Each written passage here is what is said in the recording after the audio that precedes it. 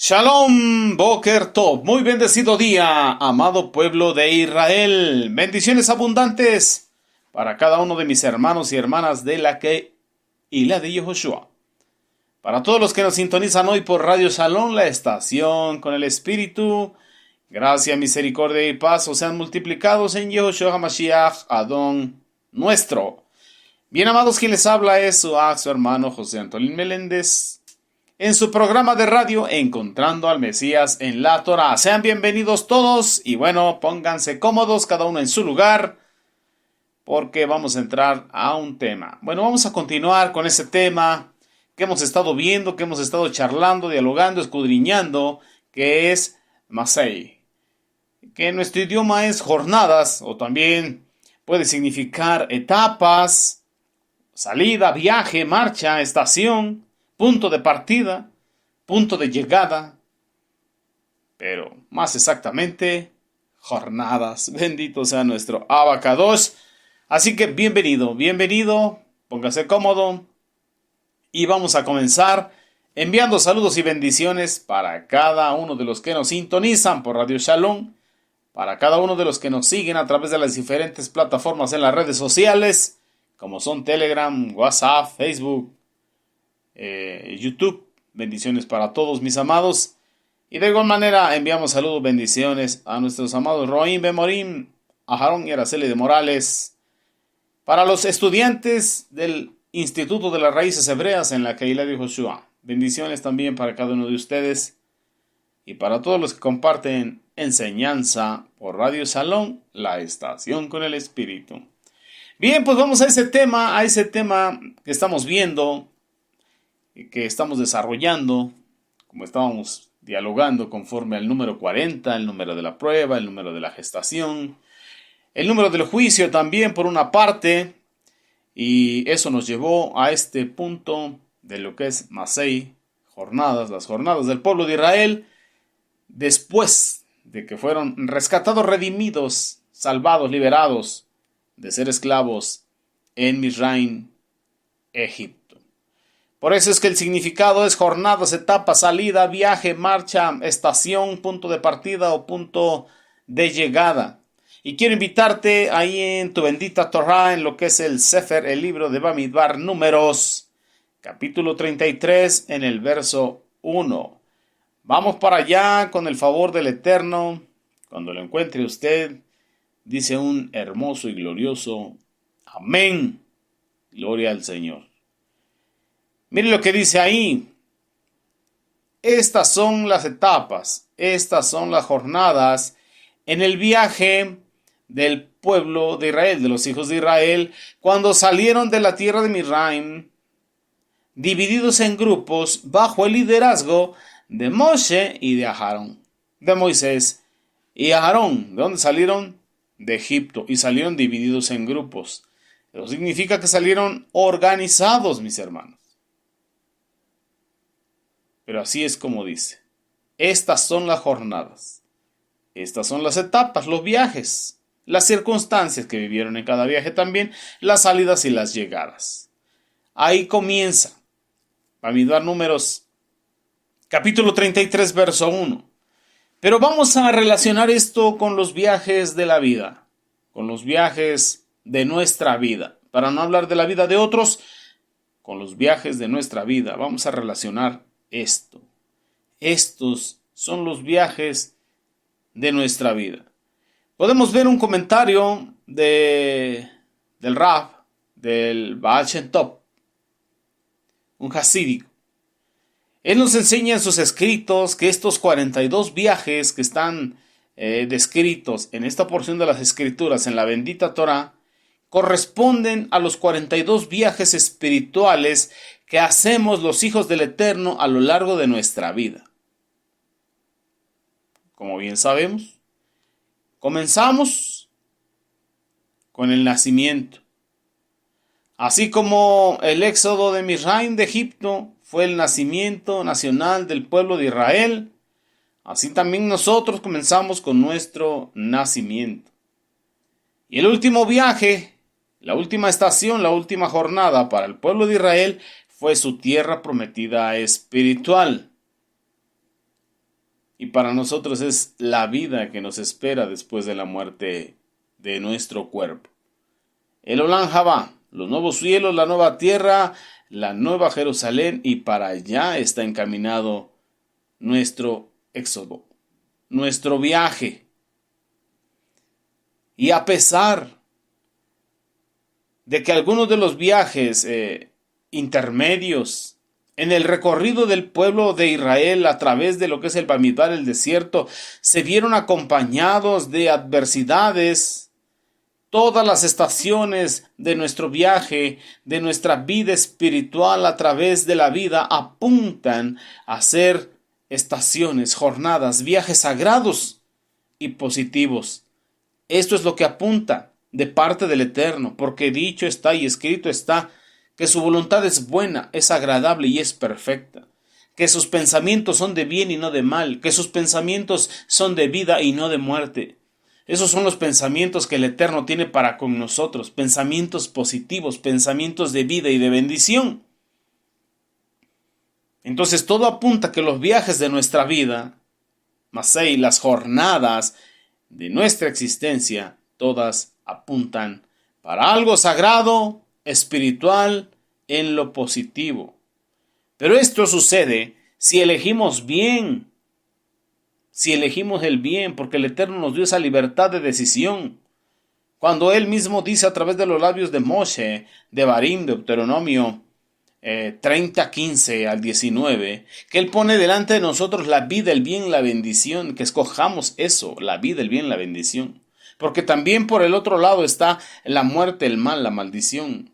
Y nos aconseja, escojan pues la vida para que vivan ustedes y su descendencia. Eso es lo que se conoce en las esferas espirituales, en las diferentes religiones en el mundo, como el libre albedrío, la libertad de decidir. Todo apunta a que deben ser viajes sagrados, positivos y de bendición. Esto si elegimos correctamente el bien por sobre el mal. Como el apóstol Pablo nos enseña en el Brit Hadashah Romanos. No sean vencidos de lo malo, sino venzan con el bien el mal. Si usted y yo elegimos el bien por sobre encima del mal, realmente viviremos a través de todas nuestras jornadas en nuestra vida espiritual, de la forma en la que el Eterno pretende, desea y quiere que vivamos. Asimismo, como el pueblo de Israel en el desierto, si nosotros hacemos las elecciones equivocadas, viviremos algunas de nuestras jornadas como si fuese un retroceso temporal. Aunque nos esforcemos en cada paso de la vida por adoptar las decisiones correctas, por tomar las decisiones correctas, debemos también reconocer que incluso, mis hermanos, que incluso los contratiempos que vengan, las circunstancias no tan positivas que puedan venir a nuestra vida, es parte de una experiencia para nuestro crecimiento. Y eso también nos lo enseña el Sheliach Shaul, el apóstol Pablo, cuando dice que a los que amamos al Eterno, todas las cosas, todas, absolutamente todas, nos ayudan a bien, todas son favorables. Pero eso es cuando tienes un buen ojo y ves lo positivo en todas las cosas. Porque sabes, consciente estamos de que le servimos a un Elohim justo, a un Elohim que no se complace en la maldad, ni en hacerla Él, ni en que la hagamos nosotros. Un Elohim tan justo que no puede ser sobornado, que no admite cohecho, ni Él soborna a nadie. Es justo e insobornable e inmutable. Es Kadosh, Kadosh, Kadosh. Bendito sea su nombre.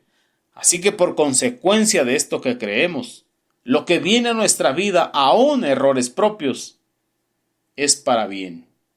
Permitido por el Eterno dentro de su justicia, para hacer justicia a nuestra vida, para equilibrar y balancear nuestra existencia, permitido por Él, todo nos ayuda para bien, a través de todo nos está enseñando y a través de todo nos está hablando, nos está capacitando. Bendito sea su Shem Kadosh. Su nombre es santo, mis hermanos.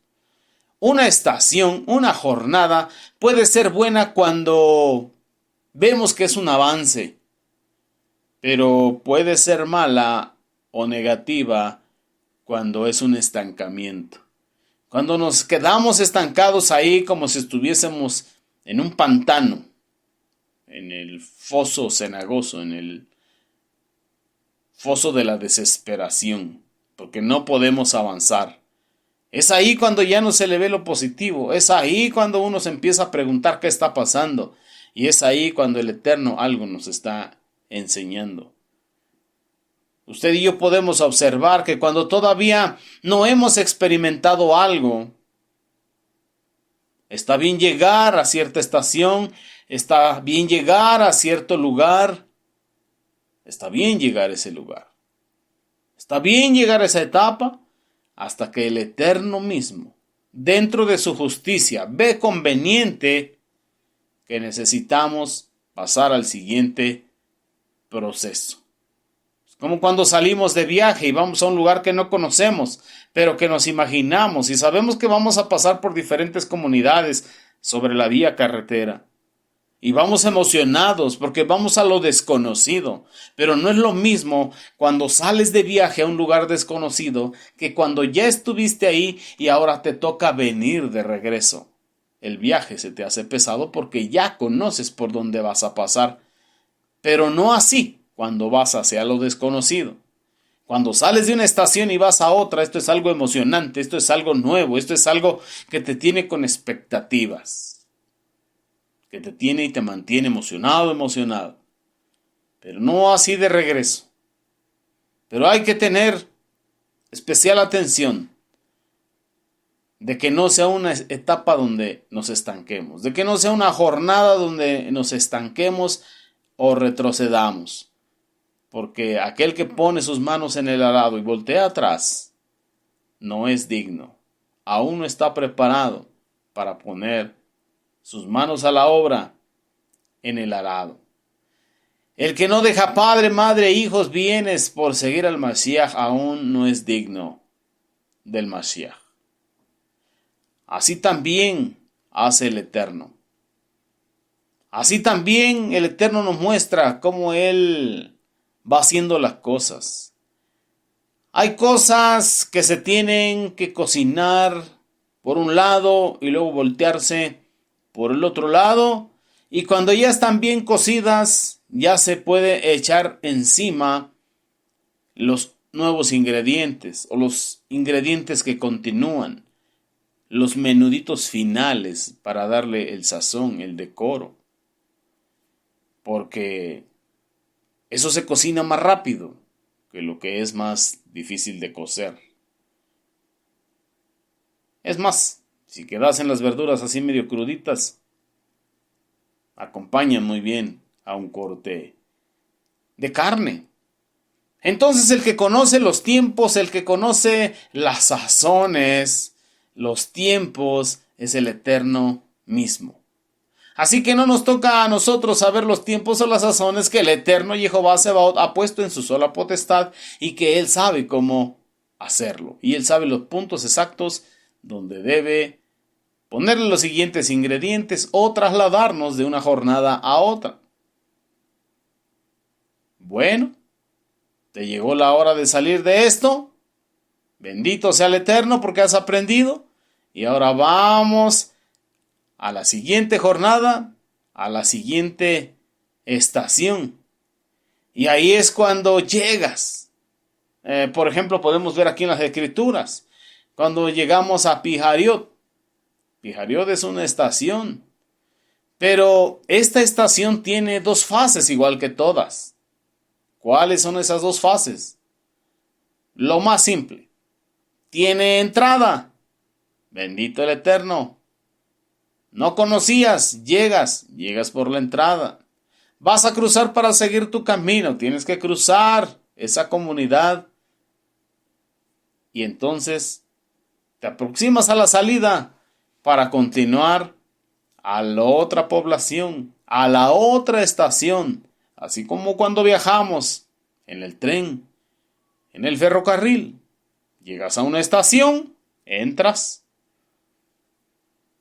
Frena el tren, vuelve a arrancar, sale de esa estación y se dirige a la otra. Así lo podemos ver. Así el Eterno es quien nos introduce en las experiencias. Él es el que sabe qué procesos tiene que llevar cada uno de nosotros. ¿Cuánto tiempo tiene que estar ahí? ¿Qué es lo que tiene que aprender para poder continuar a la siguiente estación? Aquí en las 42 estaciones del pueblo de Israel, en lo que es Mizraim, Bamidbar, el desierto, todas tienen nombre y cada nombre tiene un significado.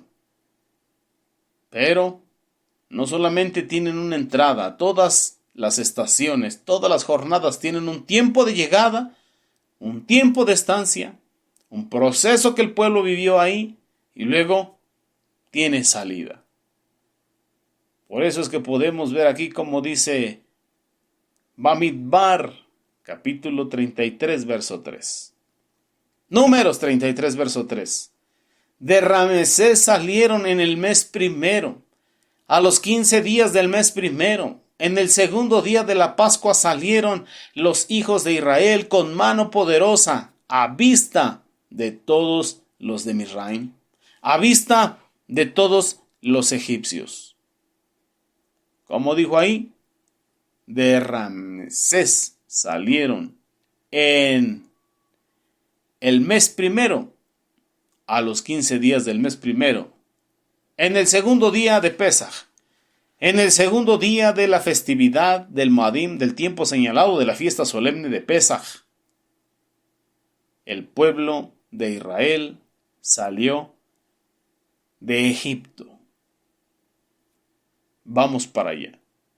Vamos ahí a la bendita Torá y vamos a ver esta parte de la Sagrada Escritura. Quiero invitarte que nos regresemos un poquito ahí en la bendita Torá. Vamos a lo que es el Sefer de Shemot, Éxodo. Ahorita estábamos en Bamidbar, Números. Vamos a regresarnos a Shemot, Éxodo, al capítulo 12. Y vamos a ver cómo nos dice ahí el capítulo 12. Vamos rápidamente para allá, mis hermanos y mis hermanas. Dele gloria al Eterno. Ya lo estoy buscando aquí en mi bendita Torá. Gloria sea la vaca 2. Vamos para allá para entrar en materia con la base escritural, la bendita Torá. Shemot, Éxodo capítulo 12. Vamos a ver qué nos dice ahí por el verso 37, mis hermanos. Ya lo tiene. Tiene como subtítulo ahí: los israelitas salen de Mizraim, de Egipto. Los hijos de Israel viajaron de Ramesés a Sucot. Eso es lo que nos encontramos ahí. ¿Qué pasó antes? La cena de Pesaj, la muerte de los primogénitos, que era la 10ª de 10 plagas. Todo lo que el Eterno estuvo enviando sobre Mizraim, Egipto, para que Faraón, rey de Egipto, dejase salir a su pueblo de ahí, de ese lugar. Shemot, Éxodo capítulo 12, verso 37. Los israelitas partieron de Ramesés a Sucot. Ahí está el primer traslado de una estación a otra. Nos dice la bendita Torah que eran como 600,000 hombres en pie, sin contar las mujeres, sin contar los niños, ni los hombres menores de 20 años, ni mayores de 60. De modo que en total estamos hablando de un aproximado de 3 millones de israelitas que salieron de Mizraim, Egipto. Rashi nos comenta que el éxodo de Mizraim, Egipto, comenzó en la región del Delta, ahí en el río Nilo, que es justamente el distrito en el que vivían los israelitas. Nos da esta nota conforme al éxodo de Egipto. Egipto, como bien sabemos, de la Lashon Kadosh en Ibrim es Mizraim, que significa opresión, estrechez, limitación. De manera que el éxodo de Egipto, más que una mera migración de un lugar a otro lugar, una migración física, es ante todo y sobre todo la trascendencia del alma, la trascendencia del hombre por sobre las dificultades, por sobre los obstáculos, por sobre las limitaciones de nuestro cuerpo carnal, animal y terrenal. Que todas estas cosas se oponen a la existencia y a la eternidad del alma. Nos dice el verso 38 ahí, en esa parte que estamos leyendo de Shemot, Éxodo capítulo 12, que asimismo una multitud de diversos orígenes salió con ellos, juntamente con el ganado menor y mayor, muchísima hacienda. Esa gente eran gente de diferentes naciones que también estaban en esclavitud ahí, que se convirtieron, se sumaron al pueblo de Israel y llegaron a ser la cantidad más o menos de 1 millón de personas. Imagínense qué cantidad de almas eran guiadas por Moshe y Aarón por gracia del Eterno. Nos dice la bendita Torá que de la masa que habían sacado de Misraim hornearon tortas, y esas tortas eran sin leudar, pan sin levadura, pues no tuvieron tiempo para que leudara la masa ahí en Misraim. Tenían que salir sin demorarse. Tampoco pudieron aprovisionarse de alimentos para el viaje. El tiempo durante el cual los israelitas fueron extranjeros ahí en Misraim fue el tiempo que abarca su estadía. La bendita Torá nos dice que fueron 430 años, que 430 años el pueblo de Israel vivió como extranjeros en diferentes lugares, pero en lo que es ahí en Misraim, en lo que es la ciudad de Gosen, fueron 210 años su estancia, y que los 430 años que nos habla la bendita Torá, esto es desde el pacto de las mitades, el pacto que Abraham recibió de parte del Eterno, el pacto que el Eterno hizo con Abraham. Eso lo podemos estudiar en Bereshit, Génesis capítulo 15. Ahí en el verso 13 en adelante, ahí nos habla de que el pueblo estaría 400 años en esclavitud. Y eso es lo que nos hace relacionar que el tiempo que estuvieron en Misraim y Egipto fueron 430 años. Pero ahí se cumplió la suma de los 430 años después de ese pacto con Abraham. Pero física y literalmente solamente fueron 210 de 430 los que estuvieron en esclavitud en Misraim. Y eso en el último siglo fue lo más pesado. Así pues que los 430 años a los que alude este versículo se cuentan desde el pacto de las mitades, para que lo tenga ahí como un dato.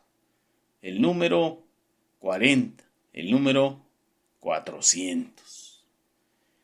Así estuvo el pueblo de Israel en prueba y de prueba en prueba y de estación en estación, y en esos 40 años y en esos 400 años, Tikkun, en esos 430 años se estaba gestando el pueblo de Israel para nacer como nación, valga la redundancia. Entonces el significado del versículo que dice que los israelitas vivieron en Misraim durante 430 años debe de entenderse en el sentido de que el exilio en Misraim fue decretado 430 años antes del éxodo. Se anunció lo que iba a suceder y después del cumplimiento iban a ser liberados. Al cabo de esos 430 años, en aquel mismo día, dice la bendita Torá, salieron de la tierra de Misraim todas las legiones del Eterno, o sea, el pueblo de Israel. Esa fue la noche esperada que ansiaba el Eterno que llegara para sacarlos de la esclavitud en la tierra de Misraim, Egipto. Esto lo estamos leyendo de manera literal, pero también lo estaremos viendo próximamente de manera espiritual. Así que esa fue la noche del Eterno. Y la noche del Eterno, Jehová Sebaot, es una noche de protección para todos los Benei Israel. Para todos los hijos de Israel, en todas sus generaciones, que nos trae bendición a usted y a mí, porque de modo que el que está en Mashiach, linaje de Abraham, es.